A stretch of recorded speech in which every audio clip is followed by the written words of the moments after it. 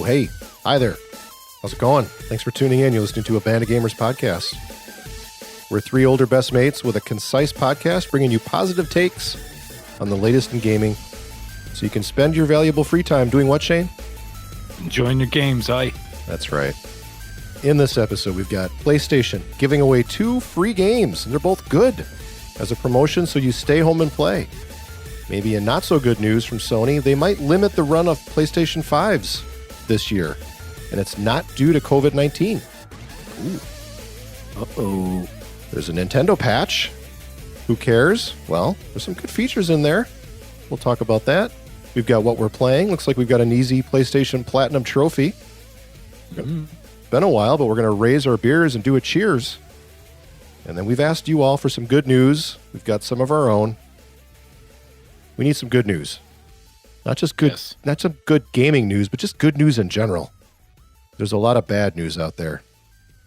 So thanks to your help, we're going to share some good news, hopefully put some smiles on some faces, and be a good distraction. Well, we try. First guy trying here, I'm Joel, your MC, one of your 3 co-hosts. Recording, let's just say Milwaukee. It's pretty close to Milwaukee. That's stone's throw. Stone's throw in Wisconsin, USA. Joining me on this journey, first of all, from across the globe, in Vancouver, Canada, robbing on a bank in the state of Indiana, it's Shane. Hey, Shane. Man, it's been a while, man. Feeling good. It's great. We got some positive energy stories later, which is going to be good. You know, inject that directly into your ears. It's going to be fantastic. Get you feeling good.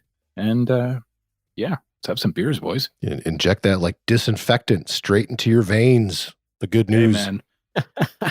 My grilled Lysol wipe sandwich I had for lunch today. Dude, that'll melt in your mouth, man. Delish. In Birmingham, England, dusting off his sheepskin jacket, it's Karl. Hey, Karl. Yeah, I am indeed. A bit warm for it, but, you know, it's necessary at the moment. Yeah, it has been too long. We got used to that weekly momentum, didn't we? And then, man, you know, you don't do it for a week and you're missing your buddies. So good to have you. Good to have you here with me, chaps. Well, Sony's doing a play-at-home offer right now. That is awesome. Pretty cool that they're doing this. Giving away 2 free games, and I think another one in Europe, if I recall. I don't know if Karl can confirm that or not. I don't know. I thought there's another game, some other continent that wasn't in the U.S., North America for Shane and I. Wow. And I don't even know what it is. I shouldn't even have brought that up, but it's NAC 2. Oh, that's right. NAC 2. And I think it's in parts of Asia and Europe, possibly. But Karl's already confirmed that, so we're good. Wait, what? NAC 2? I've not heard this. Does it matter? Does it matter? That's what NAC's brilliant. I can play that with my boy. It'd be amazing. You know, it's been on the wish list for so long. Well, the 2 games that Sony is giving away, it's April 15th through May 5th. So if you're listening to this pretty fresh, got a few days left, and that's the Uncharted Collection and Journey. Pretty good games. Uncharted Collection does not include Uncharted 4. Doesn't include the other PS4 game with the 2 gals, whatever that spin-off one was. But it does have 1, 2, and 3. The PlayStation 3 games, I believe, remastered. Yes, sir. Yes, sir. Hey, Jinx. Wow. Not a bad deal. Jim Ryan, President and CEO of Sony Interactive Entertainment. He says, during these days of physical distancing, fans have turned to gaming for moments of respite and enjoyment. At Sony Interactive Entertainment, we are privileged to bring you this much-needed entertainment. We know this is just one small step, and we are thankful to be able to offer this support to our players, our communities, and our partners. PR speak aside. Really cool. Awesome of them to give away a couple games and do it in what I think is a good gesture to encourage people to stay home. Not sure if it's working, but I like it. Well, if you start playing the Uncharted games, I mean, there's a lot. They're jam-packed full. There's a lot of game in each of those. So that'll keep you home for a couple of weeks, let's hope. It certainly will. And great games. And I can't find this 3rd game anyway, Joel, but Bandai have announced today that you can pick up, I think it's Pac-Man Championship Edition. Championship Edition 2. Championship, there you go, Championship Edition 2. for free on the PlayStation Store as well. So all you need to do is log in there, I think before the 10th of May, and pick that up. You don't need to be a PlayStation Plus owner either. You can just pop in there and grab it. Great game. It is Pac-Man on crack. It is insane. I tried it out Friday night when the news broke about this one. Picked that one up, and yeah, it takes Pac-Man to a whole new level. But a lot of fun. Definitely pick that one up. I enjoyed the first one a lot. Championship Edition. I think that was a PS3 game though. Yep. Been a while. That was very, very good. Been a while. Stop it. And you don't need PlayStation Plus either for these two freebies.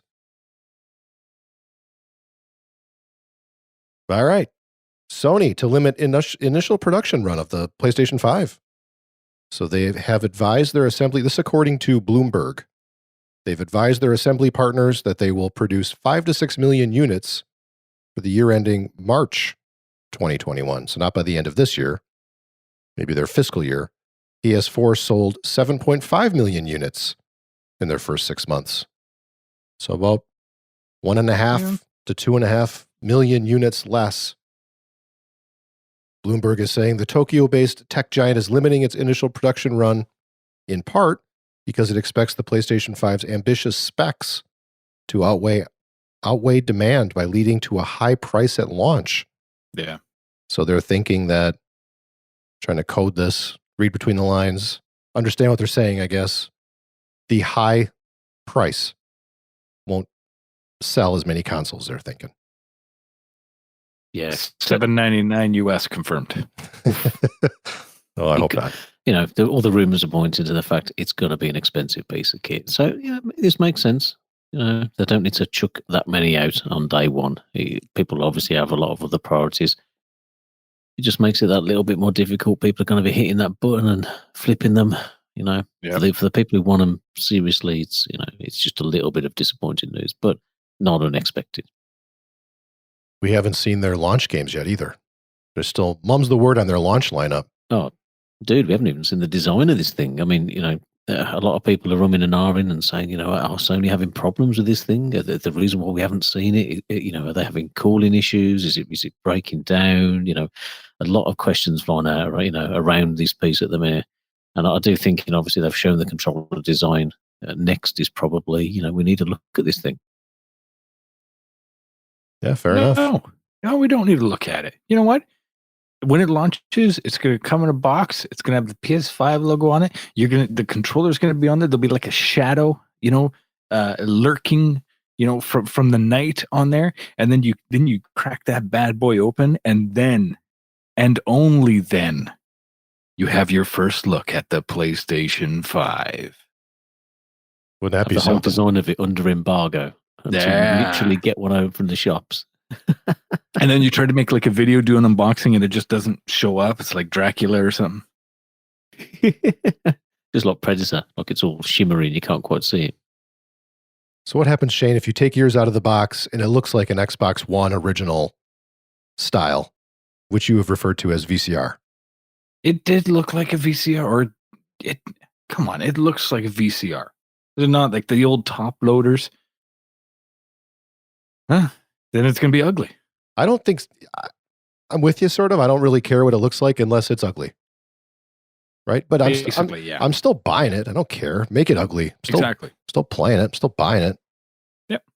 Just hide it behind, like, the cable box or your Super NT or what, or Super SG. Just hide it. They better make it really tiny to hide behind that Super SG. Right? Yeah, that'd be good. It'd be funny. If there's not a ton of launch games, I'm assuming there's going to be a couple. But let's say there's not, then I'm perfectly happy waiting 6 months, waiting out that demand and those high eBay prices potentially.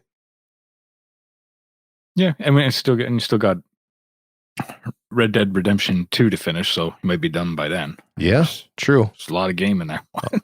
Although I think I'll be done by next podcast. Whoa! With that one. Lay that down.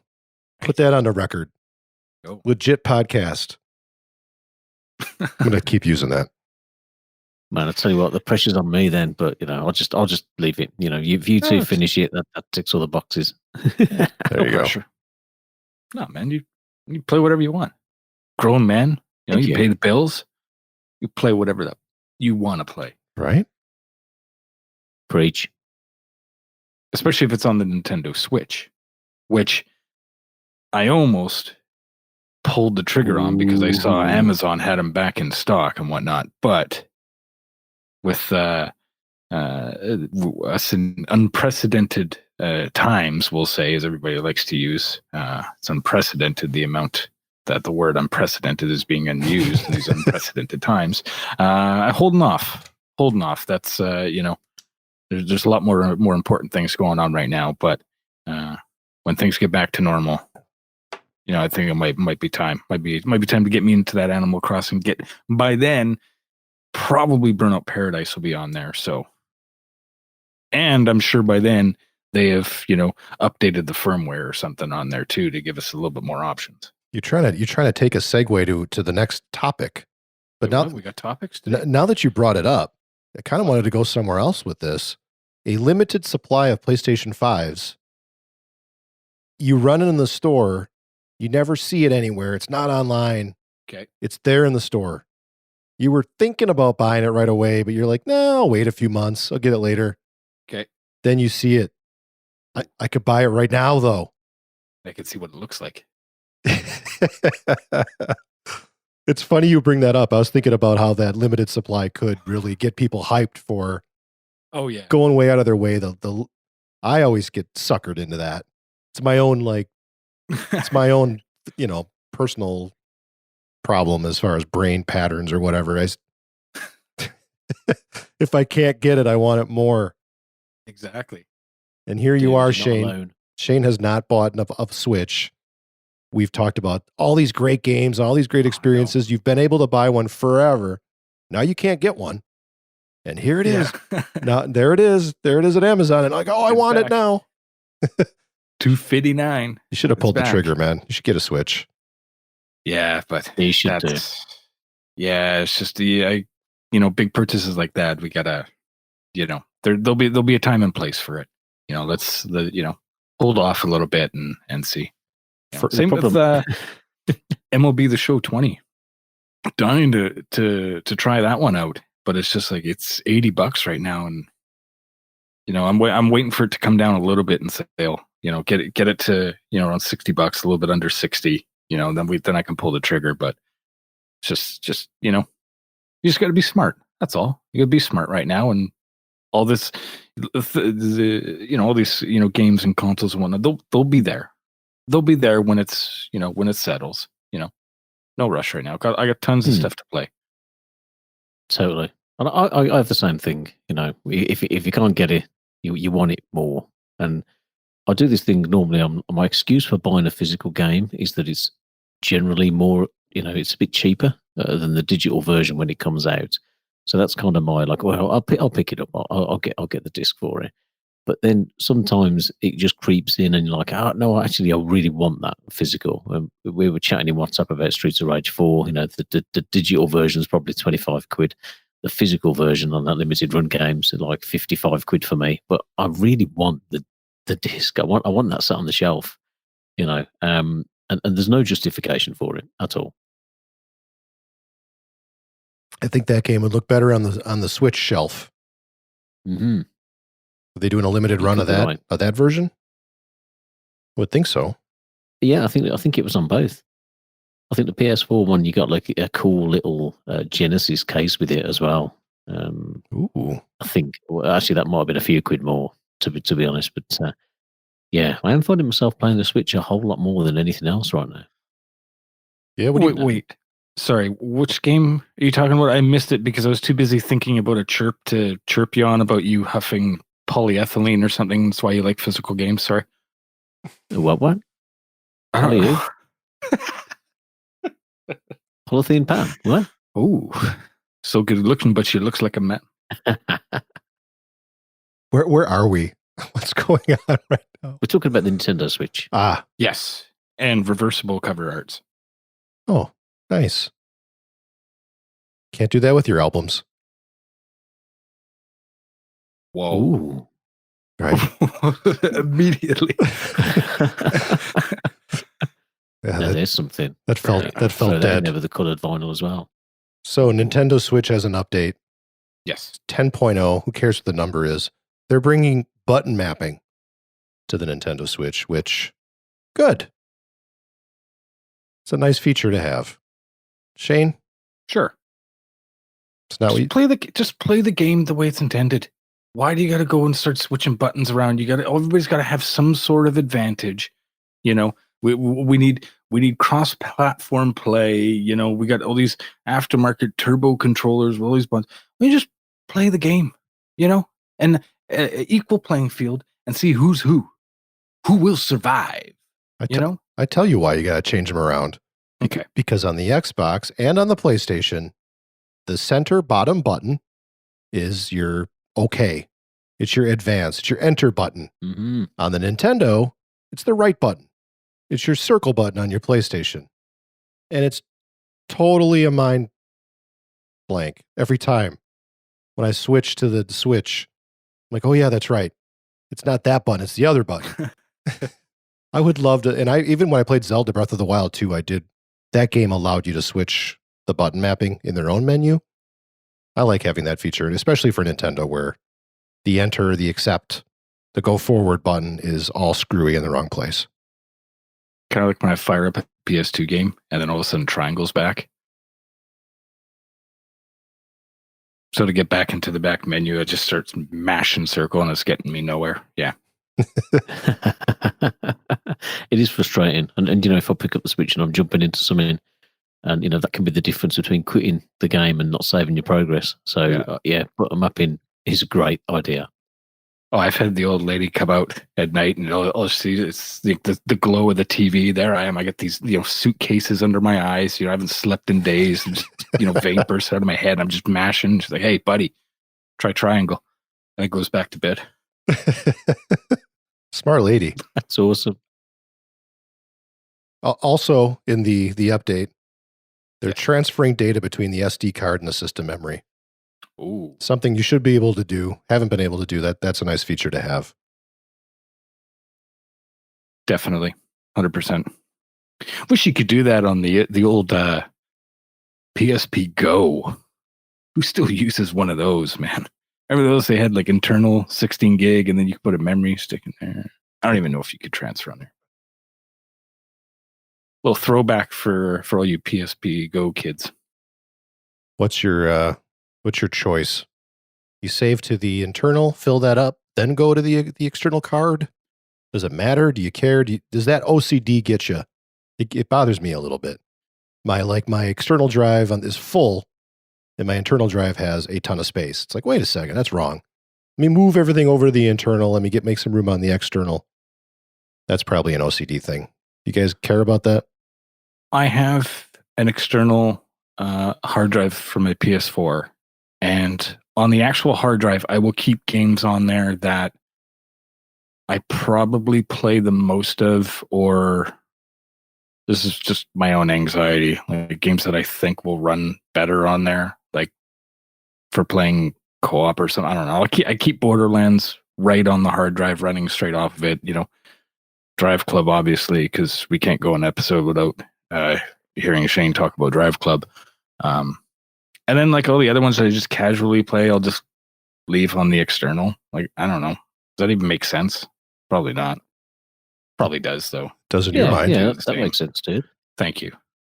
Yeah, I'm the same. Like if it's a game, Really? if I'm never going to delete it. Like if it's The Witcher 3, like it's permanently on the PlayStation, it's got to be on the internal drive. And then anything that I get, especially like the games that we pick up to platinum. So every now and again we're buying like 2 or 3 games that are on sale. They're going to be platinum games, and they just get stored on the external drive. And I don't worry too much about it. Just in case it all goes to pot. And if the external drive crafts the bed, then I won't have to reinstall the games I really want. Here's the thing. Okay. If you have Rock Band 4, and if you use an external hard drive with your PlayStation 4, I'm asking this as a question to you. can you transfer yours to an external? I have tried doing that numerous times. It will not transfer to an external hard drive. I don't know what it is. I'm not, computerly smartalit or whatever they call it. I'm not great at that stuff. But for some reason, that game will not transfer. It'll say it's going to transfer, and it just sticks there at like 0. It doesn't move, doesn't do anything. I've left it for like half hour, an hour. Eventually, I just hit, not triangle, because obviously that won't do anything. We've already covered that aspect of it. But then I hit circle, and then we're back out of it. So if you've done that and it does, let me know. I want to know if that's actually something that can happen or I'm doing something wrong. Probably predates the feature, predates the external hard drive as being an available option, and they probably never patched the game. Well, that settles that. Well, I just sounds completely the common sense answer. That does. Thanks a lot. Weird. Thanks a lot, Rock Band, for just abandoning your game. Pretty much. There's no problem adding songs that you can buy. No problem there. They can update that all day long. As soon as there's revenue involved, not a problem. Maybe sell an unlock key, $49.95. Well, it's not an unlock. It'll unlock the transfer. I didn't mean to be a dick about it. Rock Band for a while there. Those musical. It makes sense though. Those plastic instruments, they were cool for a while. That was fun.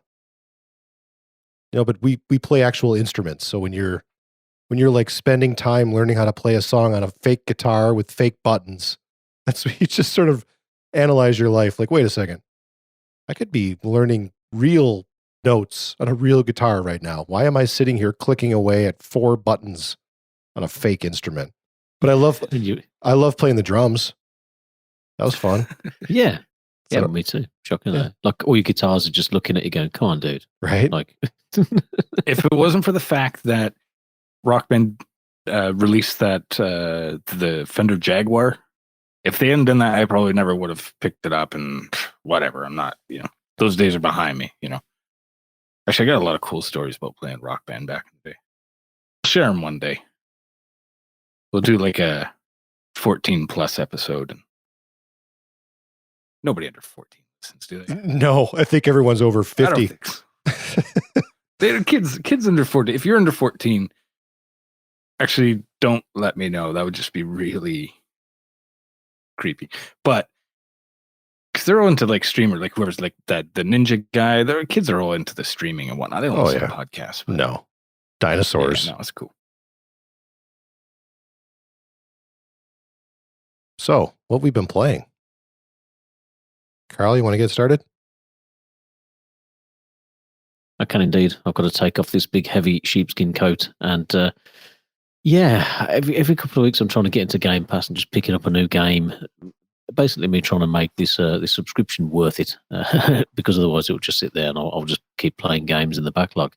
I jumped into Football Manager 2020. I've still got installed and I still play regularly Championship Manager 1997-98 because it is the best version of the game series.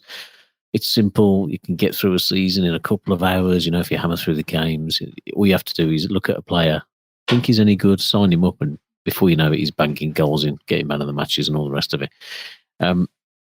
The current crop of Football Manager games, they scare me because there's just too much going on. Like, you kind of jump into the game and the amount of options in there are just mind-boggling. So I jumped in and thought, I'll take control of Aston Villa. They're in the Premier League for however long that may be, and try and claw them up the table, see if I can survive. And it took me about 2 hours before I even played my first game. You kind of go in there and it's like, hey, this is your first team squad. These are your under 23s. These are your under 18s. This is all your backroom staff, your coaches, your goalkeeping coaches, your scouts, your youth scouts. It's mental, like the depth of these things nowadays. So I struggle getting back into them. And I thought, look, it's free. It's on Game Pass. I'll give it a go. Long story short, I still don't think this isn't going to pull me in. I've managed to delegate everything that wasn't essential. So I've got all my backroom staff, my assistant manager doing like interviews with the press and talking to players if they're throwing their toys out the pram and all this crazy stuff. Just so I can look for players, buy players, coach them individually if I want to, and then try and play the game. So it just takes so long between games just to get there more than anything else. So, I thought I'd give it a go. I'd dust my managerial coat off, but I think I'm still going to be going back to manager 97, 98. I mean, I know we've got a few listeners to the show who do play these games, and I don't know how you kind of, what's the point that these new sims kind of pull you in? At what point does it make it that you can't take a step away? And I think I played about 7 games with Villa. I think I've got 5 or 6 points. It's a slog. Like, the players are falling out with each other. You sell one player and you got another player knocking on your door. He was my friend. I liked him. Like, just get stuffed, man. Like, why are you wasting my time? I probably wouldn't make a good football manager in real life.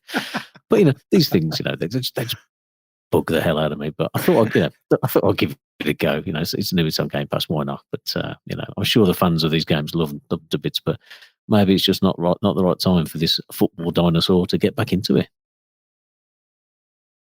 Did you ever play that one, the Vita, the Football Manager Classic? Yeah, I think it was 2014 or something. Or yeah, something like that. Yeah, I did have a little go, and again, it was a lot simpler. The more years you go back, the simpler they get. And even I think I've got 2014 on the Vita and on Steam. And when I looked at Steam the other day, and I played 60 hours of it, and I thought I don't remember playing 60 hours of this game. Yeah. And to be fair, this one on Game Pass, I think I've probably done, I reckon, 20 hours. And it's just gone like that. Like it's like Animal Crossing. It's just running in the background. You're jumping in and out of it. So I've given it a fair whack, but I don't know. I think I might. I'll keep it going. Maybe see how I can get on with it. I'll play till I get sacked. Let's say that. Anything else, Karl? Just the platinum trophy, really. All right. I've been playing Red Dead Redemption 2. Whoa! Yeah. Shane inspired me by beating the game. Like, I can do it too. Come on. I just got to get to that point where it becomes less of a drag and more interesting. And it totally does. Everyone's right. Shane, you were right. My buddy Vince was right. You just stick with it through the first, 20, 30 hours. Basically. And then you get to those plot twists and it pulls you right in. And I am like completely sucked in right now. I think I'm almost through the end of chapter 6. That's where you finish the game and go to the 2 prologue chapters. I understand. Yeah. I believe I'm close. I don't know exactly. I'm not looking it up to see, okay, how many more? I don't want to do that. Nice. But you can just, you feel the plot, like just getting to that point where you're right close there to the end. You start to feel the tide. Yeah. Yeah, and my character is, well, no spoilers, because this game's coming to Xbox Game Pass in May. Ooh. So I'm careful not to, I was about to spoil some things because it's been out forever. And of course I'm playing it just now and Shane just beat it. But Game Pass in May. So if you haven't played this, there's a good chance to dive in, especially with the current stay-at-home stuff going on. Oh, this will keep you home through the next pandemic, probably. Keep you plenty busy. A couple quick points. I'm sure I'll talk about my thoughts more, whether they align with Shane's kind of final thoughts next episode. But I'm still in awe of the world. You know what I noticed? The gameplay is actually pretty smooth. There are a couple points where it's a little janky, but it's not as janky as like a Grand Theft Auto or that first Red Dead. To their credit, I don't know if it's patches or not because I'm playing it 2 years later, but it just runs really smooth, and the transitions between characters, what they're doing and within the story, that's all. I'm really impressed with not only the story itself but the actual gameplay.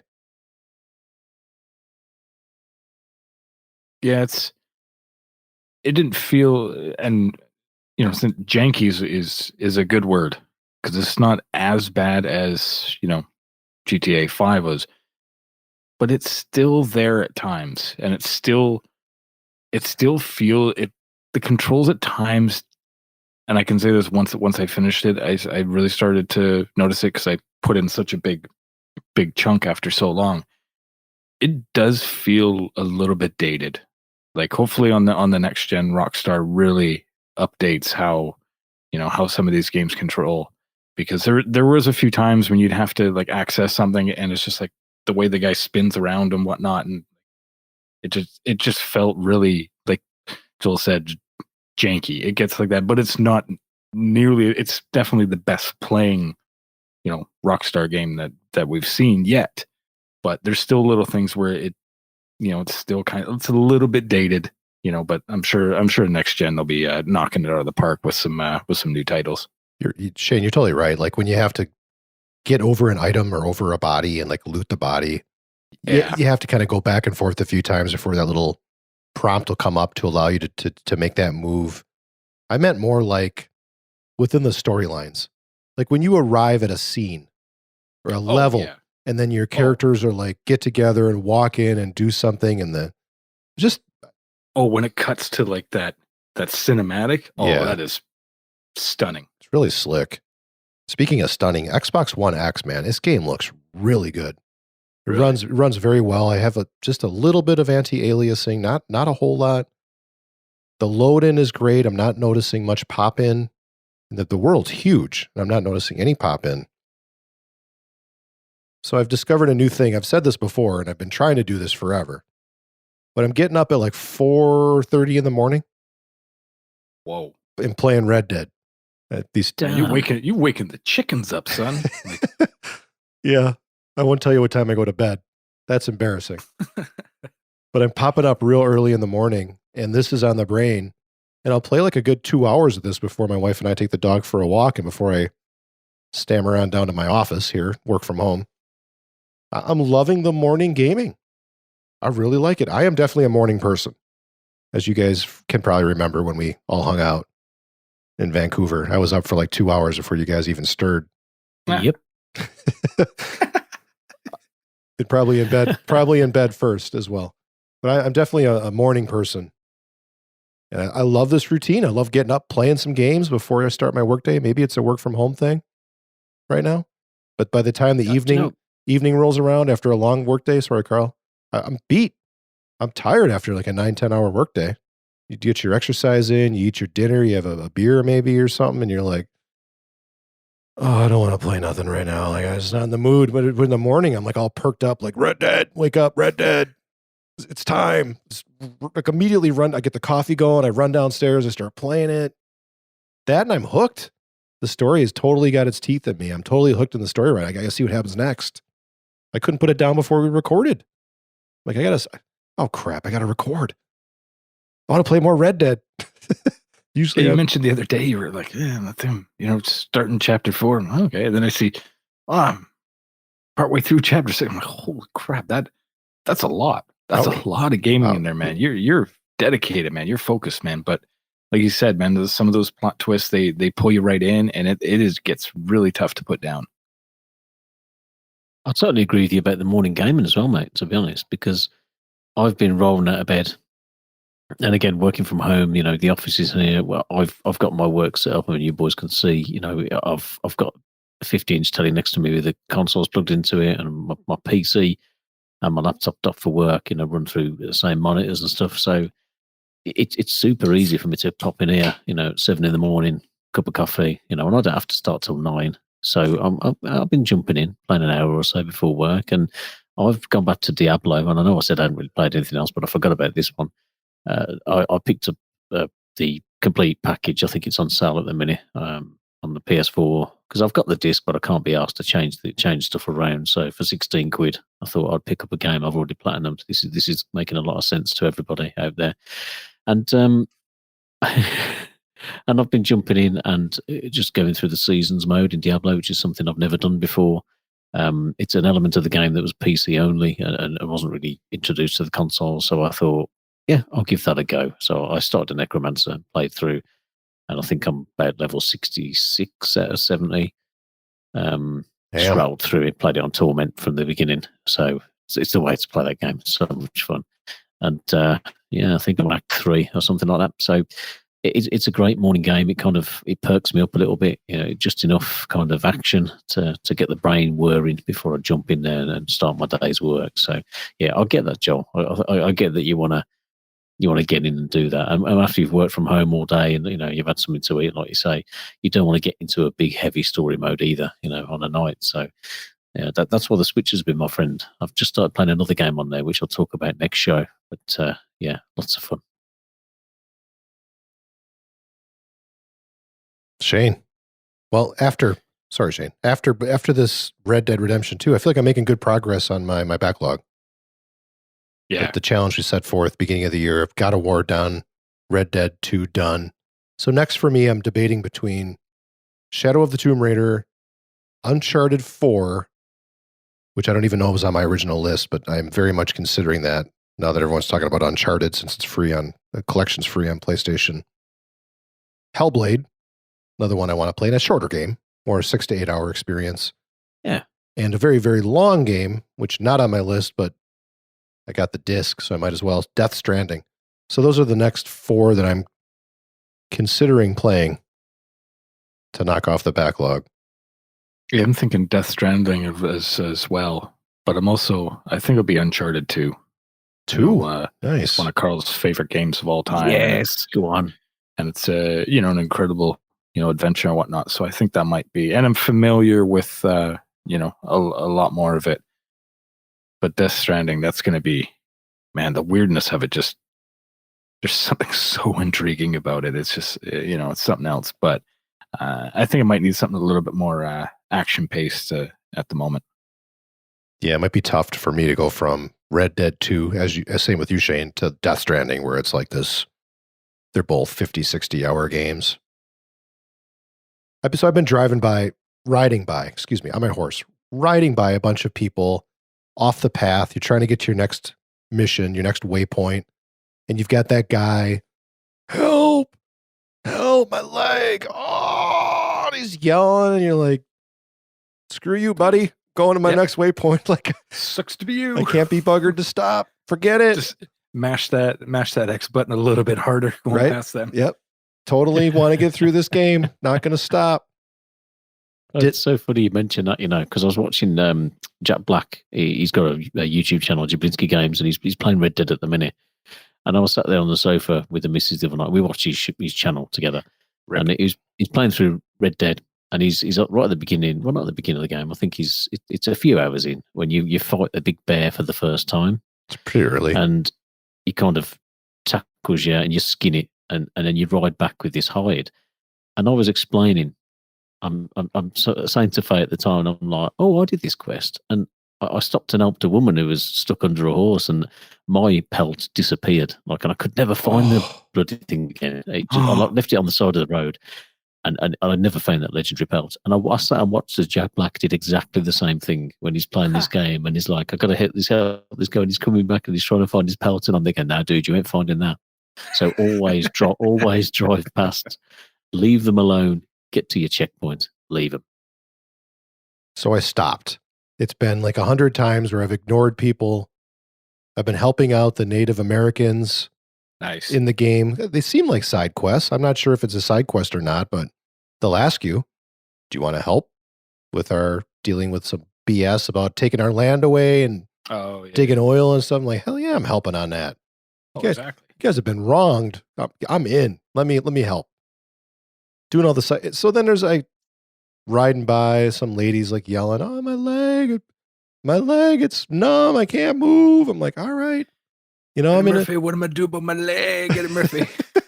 I'm in a good mood. I've just been helping out some people doing some side quests. I'm like, I'll stop. Hopefully, whatever you need, it's on the way. I'm not. If you're asking to go back like 10 miles, forget it. You're laying here until you die. But if I can help you out, you go in the right way, I'll help you out. So I get off the horse. She tried to rob me.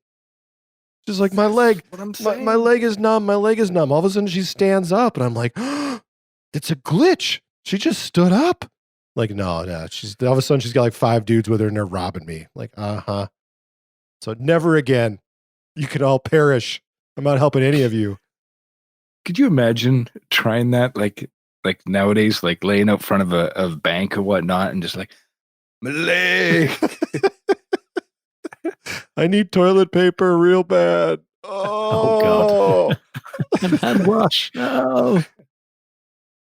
Oh man. Next show though, man. I'll have my final thoughts. I'm beating this. I'm on it. I'm into it. Easy PlayStation Platinum trophies. They sure are. Yep. No, they're not. Do you know what? I haven't done one for a while, man. I was looking back at my last platinum, and I think it was last year, which surprised me. But then I suppose I did go to the States for 3 weeks, and then we've had all this Corona stuff. So I thought, I want to jump into one, give one a go. And our good old friends at Ratalaika Games have got a cracking little game called Thunderpaw, which ironically was Karl's nickname with the girls back in high school. Well, I'm not one to pour and tell, but a scrolling shooter. This one, it's like Contra almost, but a really poor version. Basically, you play this puppy, and his parents have been mysteriously dognapped. A big bomb goes off, and you're forced to put a little bandana on and go off trying to shoot the bad guys and find out what's gone on. So. It's actually definitely not the worst one of theirs I've played. It's pretty fun, It's got a couple of little simple mechanics in there. Get from one end of the level to the other. You've got to find a mystery box on each level, which isn't very difficult to find. And you have to just finish the level, but finishing the level means killing all the enemies on each level as well. So nice and simple.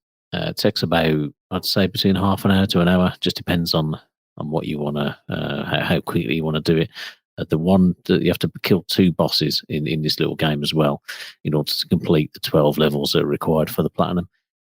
Again, not mega tricky. The second boss can be a little, I guess, a little bit annoying, but there is an easy way to just cheese him just to get through. It's on the Vita as well, obviously, so a nice little cheeky plat for the princely sum of £3.99. I think this is on the store at the minute. And these guys keep, Ratalaika Games keep giving, they keep throwing these Android, Apple phone games and converting them into console titles. And, for a couple of quid, they're fun little games and a great way to increase your EP-ness. So definitely recommend this one. It's not too tough, but just fun. It's not gonna, you're not gonna be playing this. This isn't Little Adventure on the Prairie or whatever that one was. It's not a terrible game. Oh man. Yeah, right. So what do you at now? How many plats? That's a very good question. I don't know. Let me check 1 second. I'll see if I can get my thingy card up. Hold on. Okay. Nice. And I got a couple I did as well over the past couple of weeks, a couple plats, but we're gonna save them for next episode. We'll get you tuned in. You ain't gonna want to miss that. So wow. Yeah, we'll have a double shot of easy plats for you. I think they're also from Ratalaika Games as well. So I'm beginning to think these Ratalaika Games guys are just selling you plats. That's what basically. Yeah, absolutely. Yeah, they are. I think that puts me at 115 platinums now. So, and I'll be ticking some more off in the next few weeks. Again, in this little cheeky hour before work, perfect time to get that little platinum in. So if you are working from home, and you want something constructive to do, first thing, get geared up for the day, get a plat. Basically, right. Yeah, no, they're great. Couple bucks, and there's some pretty fun ones in there too. It's like Karl said, it's a great way to kill a half hour or whatnot, and at the end of it, you come out with a nice shiny plat. Good way to start the day. A little positive reinforcement with a fake cheap trophy. Well done. Yep. Yeah. Well, let's do a cheers. We had somebody reach out on Twitter and said, I miss raising the glasses. And I thought we've heard this a few times. We used to every episode talk about the beers we're drinking. So Tom Trucker, at Tom Trucker on Twitter. This is for you, buddy. Let's just kind of go through our drinks real quick. I had a Demon Haze by Eagle Park. I already drank through that. I'm on my second beer. I've got A Revolution Brewing Antihero. Antiheroes. Let's go with that. Chicago. It's like a standby IPA for me. It's always good. Consistent. Nice. It's got a little bit of malt, kind of a nice color. It's not the danky NEPA New England IPA. Just a standard IPA and one of my faves.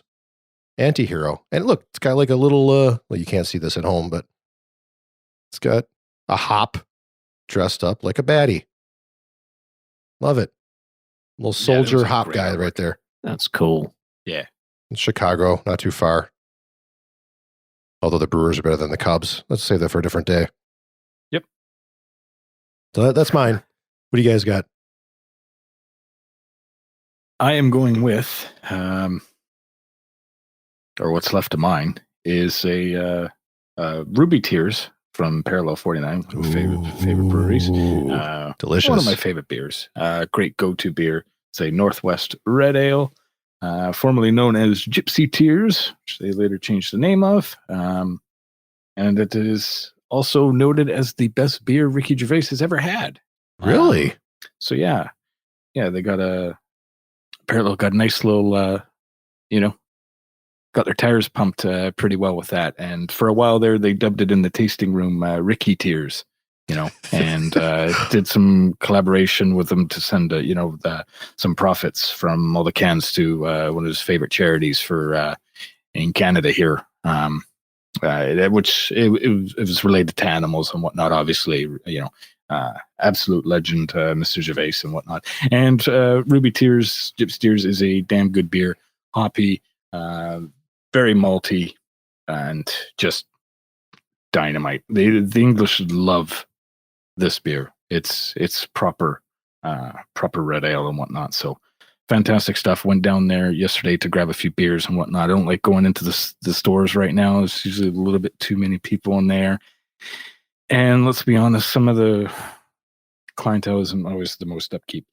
So I went right down to Parallel, and I go down there, maybe once a month or whatnot. And when you get there, when the doors are open, there's already people in there. Like when Joel and Karl and I were down there, it was the middle of a Monday afternoon. The place was almost packed. There's a few tables that were open and whatnot. You can get in there, but it's always hopping down there. And going down and just seeing it shut down, their tasting room and whatnot was a bit surreal. If you've never seen that, they had it stocked with, extra stop. They're doing pickups at the window and whatnot. You place your order and then they bring it out to you and whatnot. It's great, but it was a bit surreal and whatnot. So, I got to go with the good Ruby Tears today, man. It's great beer, for a great show. And, cheers to you, Tom. And, some good beers today. Well, hold on. We're all cheersing him together. You're getting ahead of yourself there.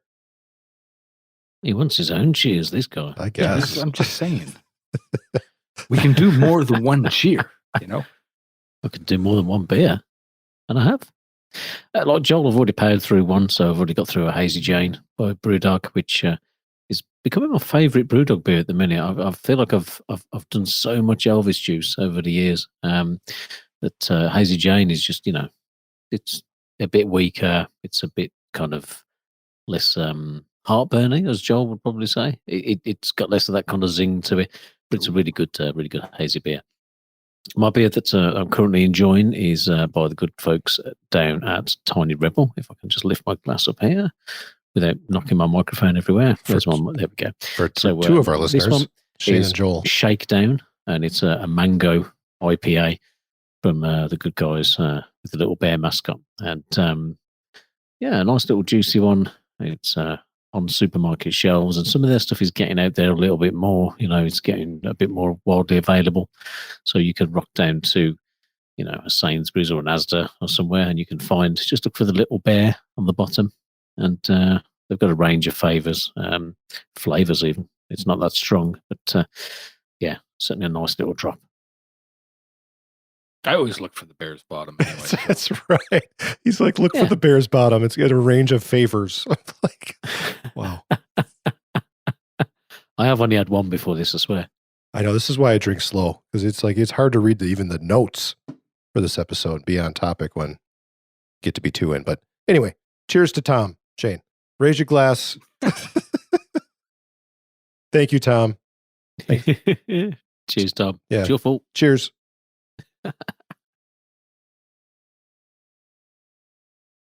And hey, if there's something you like about the show and you're missing, like the cheers or something, let us know. Send us an email, abogpod@gmail.com. We'd love to hear from you. Give us some feedback. Come on. It's fun. All right, community stuff. Good news. We're already almost close to an hour. But I really need some good news. How about you guys? Shane, Karl, you need some good news? Always. Yeah, it's always lovely to hear. So thank you to everybody who reached out. Really appreciate it. I've also got a little list here on a Post-it note that I spilled beer on earlier, but it's still intact. I can still read it. Shane, Karl, you guys got some good news to add to this? Your own good news? Always. All right. Yeah. Let's read through the list. Let's just take turns. I'll take the first one. Dave Barznek at DB on Twitter. His good news, Shane finishes Red Dead Redemption 2. Woo! It motivates his mates to get cracking. That would be me. That is good news. Our friend Tim Ballin. The sun came up. We've got good beer, coffee, and food. And time for movies and games. That is great, man. You got your health, good beer, coffee, and food, and games. Awesome. Yeah, man. And a good buddy, Colin, still playing Animal Crossing. He even had Karl pop over to his island. He did indeed. He helped me out with some flowers and some fruit and stuff. So much appreciated, Colin. His island was a lot better than mine as well. So I've got some work to do. He's also enjoying playing Final Fantasy. I think that's 15. I'm not sure on my Roman numerals past 10. I think it's the one that come out a couple of years ago. Is it either 13 or 15? I can't remember. But yeah, he's enjoying that. That is a Game Pass game, actually. So I might have to check that out. I've not played that one yet. I can confirm, dude. That's 15. So I was right. Get in. Sleeper hit 79. It's Gabriel. Said, y'all probably are sick of it on my timelines, but Miles turned 3 months old this week. Oh. I put the picture in our agenda. Adorable little kid. Bless him. Awesome. Congrats, There's man. Congrats again. Your son is gorgeous. He's cutie. There's a beacon of hope right there. You know, no matter how shitty your day is, you come home to that face. That is unbelievable. Congratulations, Gabriel. Congratulations, Mal. 3 months old. What a handsome young man. Amen. Amen. Never get sick of seeing those photos. Keep them up. No, never. And if anybody is sick of that, they should just leave the planet. Yeah. Just go. Yeah. How could you get sick of that? I mean, I wish I had one of those at home. That would cheer me right up. I mean, come on. That's right. That's some great news. Yeah, it's fantastic, man.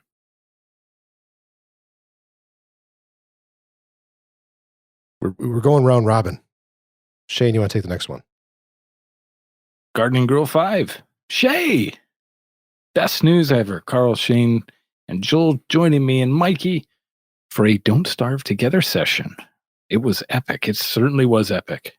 And we gotta get back there and doing that again real soon here too. We do. I just can't stop playing Red Dead, so quit asking. Yeah, we do. Yeah, good fun. Brad 32, a very, very accomplished writer. I've been pretty timely with my blog posts. That's good news. It really is. Some great albums over there. If you haven't been over already, please do go and check out Brad's reviews. There's some great little albums in there. That's right. Kafad Dimitri.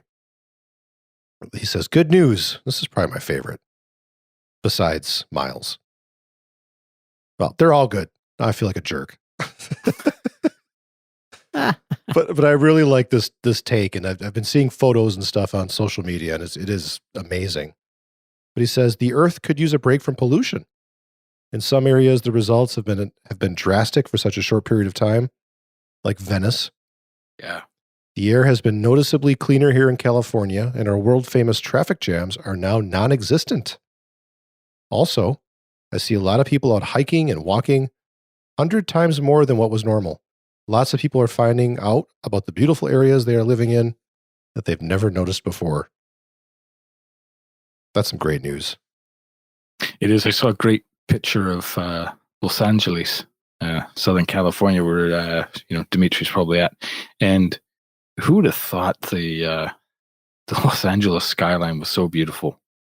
You never see it. I mean, it's just like there's we got a bunch of listeners, in that area and whatnot, and it's like you can't even see, the Hollywood sign from 20 feet in front of you some days down there. It seems like, but just seeing it opened up like that is it's unbelievable. And like you said, for such a short period of time, look how the Earth's healing itself.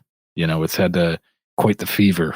As the great MJ once said. But yeah, it seems to be coming back, and that's so good to see, and it's inspiring as well. So I hope we learn something from this too.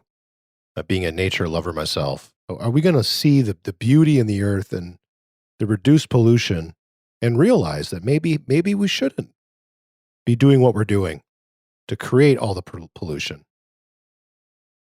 Sadly, I'm not optimistic that I think once this is over, we'll go right back to the same old habits. But it is great when people embrace the beauty of the planet like that. I love that. And yes, I'm a tree hugger. All right, so I've got my list of good news here. Should I start? Yeah, man. All right. Yeah. So I'm using no hair product. My forming good news. Yes, it is. The forming cream, you gotta shower in the morning, you gotta comb your hair, you gotta put that stuff in to get ready for work. Yep. My hair's way too long for that. I put that in. When it gets to that length, you can't do it. You put that in and it's just like you just, threw a bunch of goop in your hair. It doesn't do anything. There's no forming that's going on. It's just like laying flat in your head like a giant pile of forming cream. You're not tempted for the quarantine skinhead then? Well, I'm very tempted. No. Yeah. Before you joined, Karl, I was talking to Shane about this. I'm extremely tempted. When else am I going to have a chance to put the clipper, the 6 or the 7 or maybe a long one, the clipper, the guard on the clippers, and just buzz it off? So many, many years ago, I had very, very long hair. It was down to my ass. It was all one length, metal head. It does my thing, right? And then when I went and got it all cut off, I shaved my head. So as my mom said, you went from one extreme to the other. Like, what's wrong with you? Why can't you just have a regular haircut? And I met my wife like around that time when I was at the bald head stage. And I was like razor shaving it, like just completely bald. Wow. And she's like, don't ever do that again. You have an oblong head. And I've kind of got that in the back of my mind as I'm considering like the buzz cut. Like maybe I have an oblong head. But can it be any worse than this stuff just flying everywhere? My hair's over. You can cut that and you can manage it. I do. I've been cutting my own hair for, decades. Well, drive over and cut my hair. On my way. All right. Because my wife is offering. And just let it grow. Yeah. Yeah, well, maybe. Get back to your metal roots. It's much grayer now than when I had it down to the belt line. So more good news for me. Gas is super cheap, like 99 cents. It's too bad I have nowhere to go and I can't use it, but it's really, really cheap. Oh man, they can't even barely pay people to take it now. So like, it's under $1 a liter here, which is still like what it's under $4 a gallon or whatnot. So that's really cheap. We haven't seen prices like this for so long. It's insane. But like you said, you can't go anywhere anyway, so it's kind of nice. It saves $30 a tank's not too bad for me. More good news. I'm not buying spontaneous treats. I have like a tremendous sweet tooth. Big time. Yep. And in my house right now, nothing. We're pretty health conscious. So no ice cream, no cookies, no cake, no nothing. No chocolate, nothing. But when I'm driving home from work and I drive by the bakery, like I'll just stop for some cookies real quick. I'll just stop. My wife doesn't even know this, but on the way home sometimes I stop for like a brownie or some cookies. Yep. Some frozen custard. Oh, no custard. Bakery. I'm sweet. Just smitten for some good bakery. And good news. I'm not eating any great treats. maybe this is bad news. It's good news on my figure because the gym is closed and I'm not gaining any weight. And I'm pretty sure it's because I'm not eating no cookies on the way home ever. No treats, no candy, no nothing. Good. Is it? It's good to cut. Yeah, sure. It's good to cut. Yeah. Yeah. I mean, I guess I do miss it though. Had a birthday early April. Like, where's my birthday cake? Shay felt really bad. Just like, well, I didn't know there'd be a pandemic. I don't got no cake. I'm like, well, I'll just go to the grocery store. I haven't been in the grocery store in like 2 months, practically, almost 6 weeks. And I'm not going in for a damn birthday cake. I mean, I'm not going to pull that move. No. But man, I'd kill for a piece of birthday cake right now. I'm just saying. So, curbside pickups. This is good news. I don't think I ever want to go in the grocery store ever again, even when after this pandemic is over. I love this. Just go online, you buy your groceries, you show up, they put it in your trunk. You just kind of wave to dude like, thanks, you're welcome, like, bye. And then you take off. Yeah. I'm loving all the curbside pickups. I hope that continues. I think it will. I think all the services out there, restaurants even, that never used to do that. Now we're all like running out to your trunk, being all cool, like contactless. Best Buy bought a new router. Pulled into Best Buy, dude ran it out to my trunk. Let's keep this up. This is fantastic. Yeah, I like that, and the whole social distancing. Love it. I do not like crowds. I don't like being next to people. People are gross. People pick their nose or butt. Nobody's got any manners. Coughing and whatnot. It's gross. I hope that sticks big time. I like how they put the glass up at cashier tails in the grocery store or whatnot now. That's also nice. I like seeing that.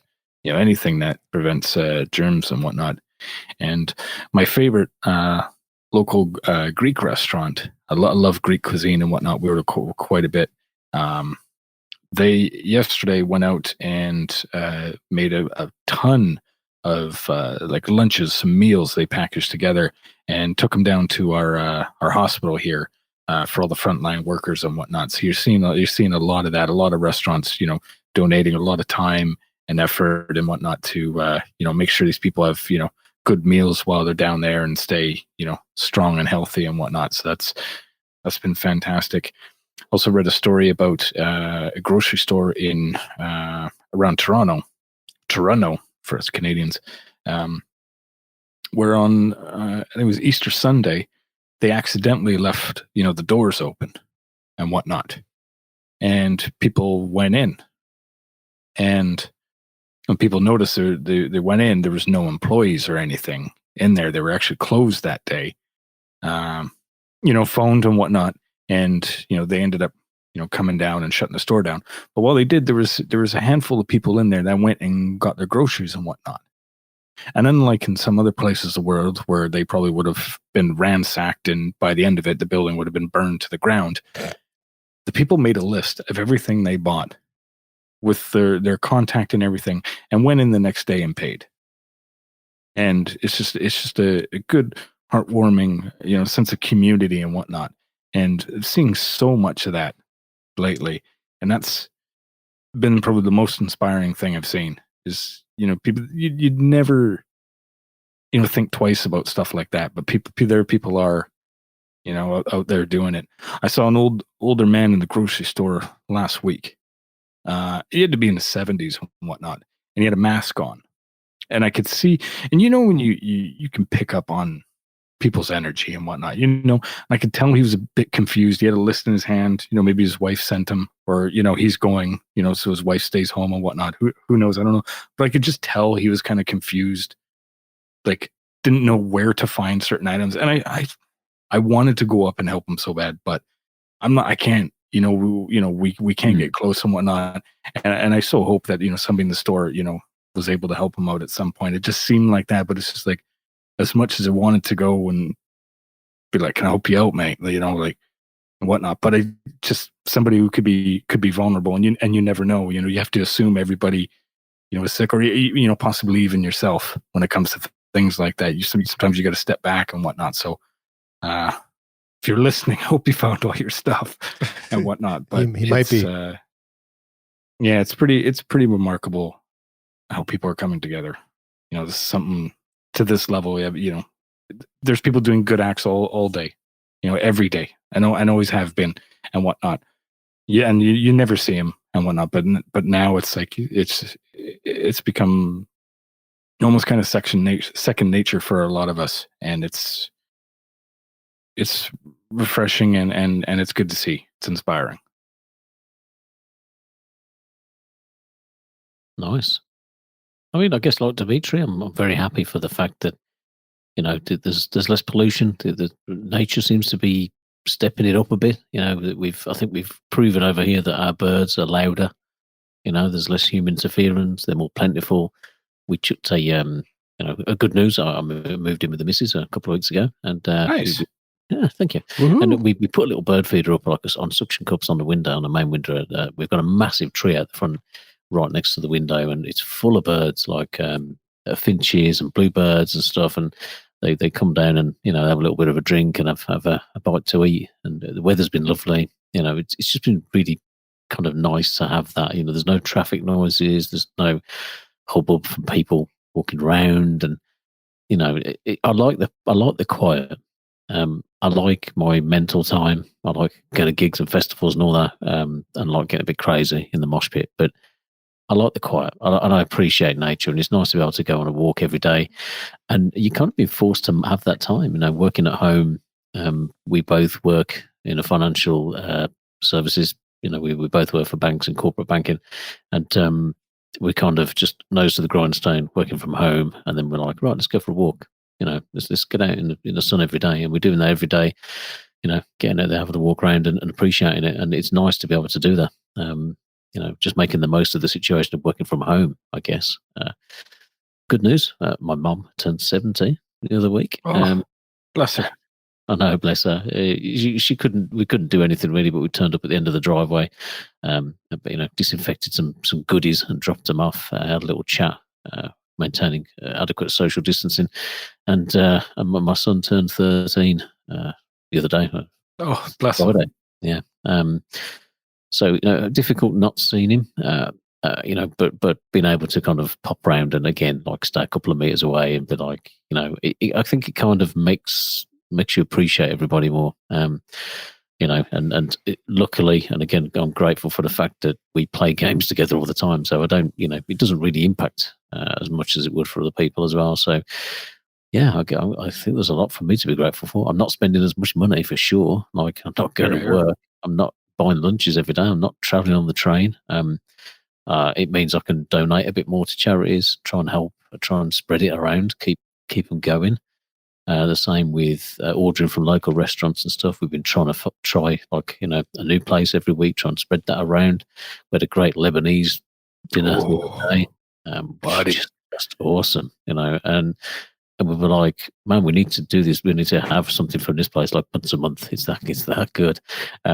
So again, you know, the little things like that, you know, you just have to look on the bright side and try and, you know, if you're in a position where, you know, your job is unimpacted, like mine, just got to try and do your bit and try and, you know, put the cash around and help people, help the businesses. Don't not order your food in. You know, these places are taking precautions. They're making all the necessary steps to make sure that they're safe and that their customers are safe. You know, keep them going where you can. I think that's a good thing to do at the minute. I love the community aspect of all of this. I'm seeing people in my neighborhood I've never seen before. And neighborhood, I'm speaking loosely, like within like a mile, where I walk the dog.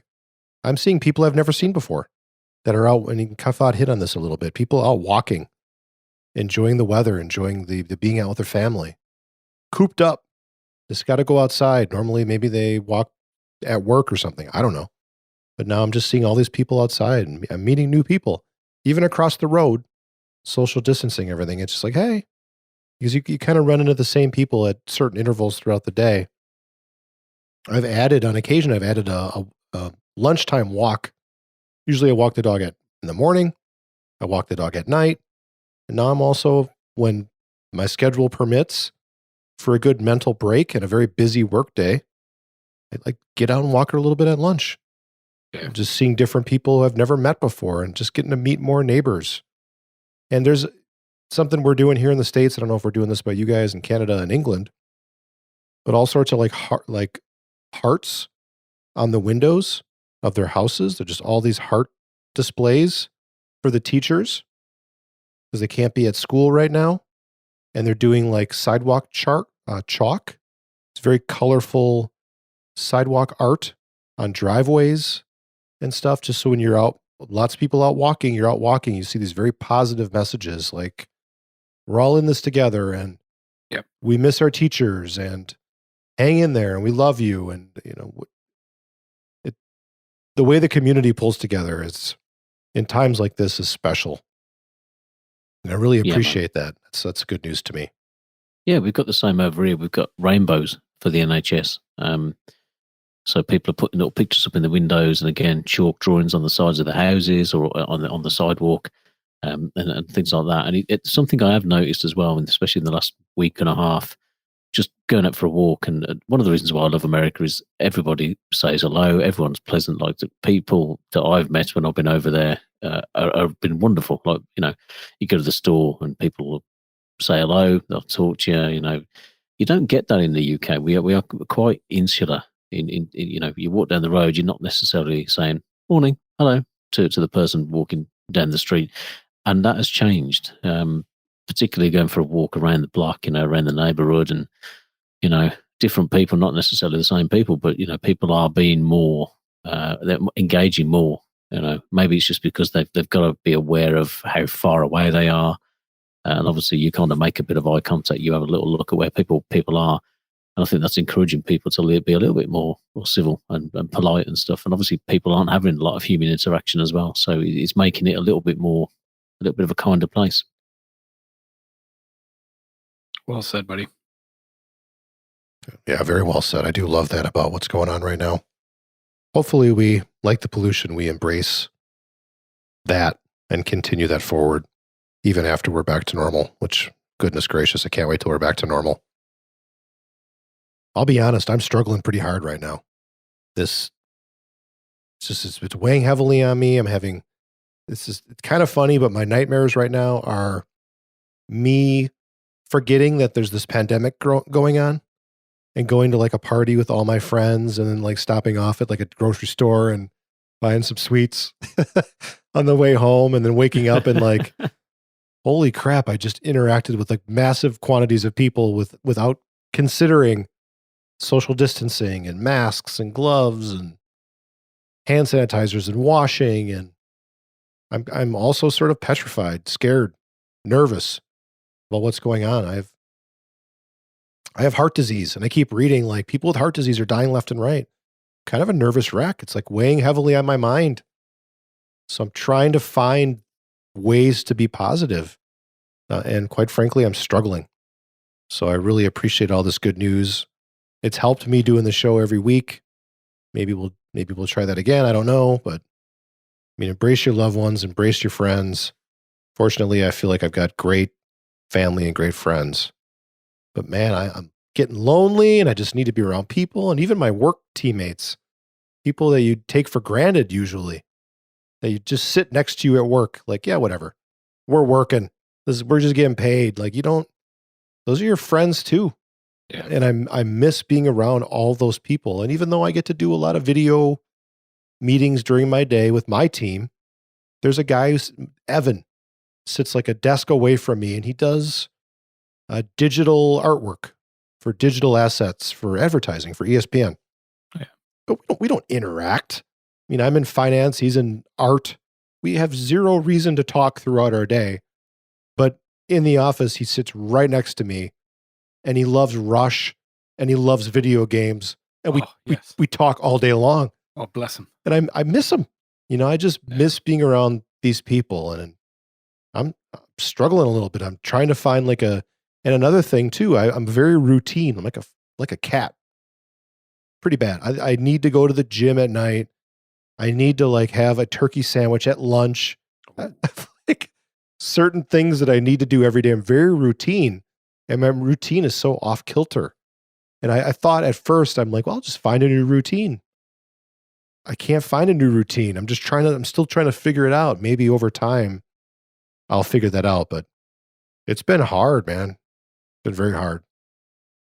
Yeah. How's that for good news? It is good news, though. Got to get it out there. I mean, I'm the polar opposite. Like I'm, so, I don't. Obviously, I don't like what's going on in the world with COVID and everything else. But working from home suits me. Rolling out of bed, straight into my laptop suits me. Like if I don't have to get on that train, or I don't have to commute. I do miss some of the people that I work with, but we have our WhatsApp groups set up. We talk shit on there all the time. Like I feel like we're keeping in contact with each other, and we are all reaching out to each other all the time to be like, how we doing? How we doing today? How's this week been? And not just with work, with other things. And I've said this a few times on social media and to my friends as well. I'm just like, look, reach out if I'm good. If you want to chat, if you just want to talk, and just do it. Because for me, apart from not being able to see my son, which is a big pain, but he understands, and we are technically allowed to. Like the government do say you can do it, but I don't think that makes a lot of sense given everything else that they're saying you shouldn't be doing. Like you shouldn't be visiting someone else's house, but you can if you share custody of a child or whatever. Well, it doesn't really make a lot of sense. It's just it's appeasing people more than anything else, and I think that's just it's an unnecessary risk. So that kind of element's difficult, but yeah, man, like the weather's been good. Like I've been, I'm gonna have a lunch now. Wicked. Like I don't always, I barely have a lunch when I'm in the office because you just get embroiled in it, and you like all of a sudden it's 3:00, it's 4:00. It's like that time's gone. So yeah, there's a lot of things I'm quite happy with. But you just have to know that this will end. At some point things will return to normal. It may take a long time. It may take it's going to be a ratcheted thing. Certain things are going to be slow to return to normal, but we will get there. Everyone's just got to do their bit and just keep it going. There's been worse. We've been through worse. There's been worse. Pandemics, plagues. There's been worse. They've taken a lot of people. But it's all right, man. Humans will, always, prevail in the end. We got great science, great doctors. Everybody's, this is a priority for planet Earth. And with everybody coming together and some of the great stories that we've shared with you today, we'll all be through this. And, that first gig that we all go to is going to be something else. That's going to be the best gig I think a lot of us will ever been to. There's going to be no feeling like that. Not even gig, that first sporting event. There's going to be nothing like it. It's going to be something else, and it will be worth the wait. So, from us to you, be smart, stay safe, stay home, and we'll see you on the other side once this is all done and over with. It'd be great. I can't wait, man. And I'm thankful for Shane and Karl for what we do here with ABOG, the positivity. I appreciate that tremendously. We did this weekly for a while, which is really helping me. But then the work aspect of it kind of kicked in. Like, okay, I need a Sunday to kind of chill. Maybe we'll do more. Maybe we'll go back to every other week, but whatever we can do to pick each other up. And you can help us as well. Seriously, we appreciate you listening. A lot more people listen than actually reach out. So if you've never reached out before, now might be a good time. So I think a lot of us could use the companionship. I know I could. So if you want to join our Discord, like these two fantastic people, Huntilla the Kun and Southern Run, 2 new members to our Discord. You can find a link to our Discord in your show notes, whatever device you're listening to the podcast, or you can go to our website, abandofgamers.com, and find at the bottom of the page a link to join our Discord. Everyone's welcome. A great conversation going on over there. Lots of community gaming. Some people talking about Pixel Junk Monsters 2 being on sale. Yeah. Man, I'm loving that conversation. Even though I've already beat it and played it and might want to play it again. And if you haven't left a review, you haven't given us any feedback, you're using iTunes podcasts or whatever, wherever you listen, leave us a review. Seriously. It feels good. And right now is a good time to do all that. Before we leave, a couple updates. Brad, talked about him earlier in the good news, keeping up with his blog posts. His next album, we're still doing recommended records on the website like we did on the podcast for years and years. 2 albums for this week. He's got Coulter Wall, Songs of the Plains, which is one I recommended, and Mike Herrera, Moments Like These, Texas. So give those records a listen, drop by our Discord, leave some comments, or don't. Just discover some new music. Maybe them old 90s Foo Fighter records are getting old. I don't know. Try something new. Be surprised at how much it can pick you up. And it works for us. So Coulter Wall, Songs of the Plains, and Mike Herrera, Moments Like These. You can find that at abandofgamers.com/blog. Thank you, Brad. Appreciate all you do there. You can send us an email. We're at abogpod@gmail.com. If I could pick one social media for you to reach out to us and check us out, that's Instagram.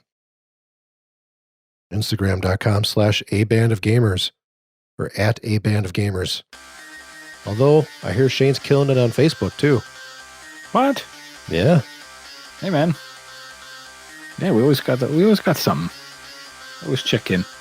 Or platforms. There's something there for everyone. Anything else, guys, before we shut her down for a week or 2? Probably 2. But you never know. Hey, get him, Palmer. Just stay safe.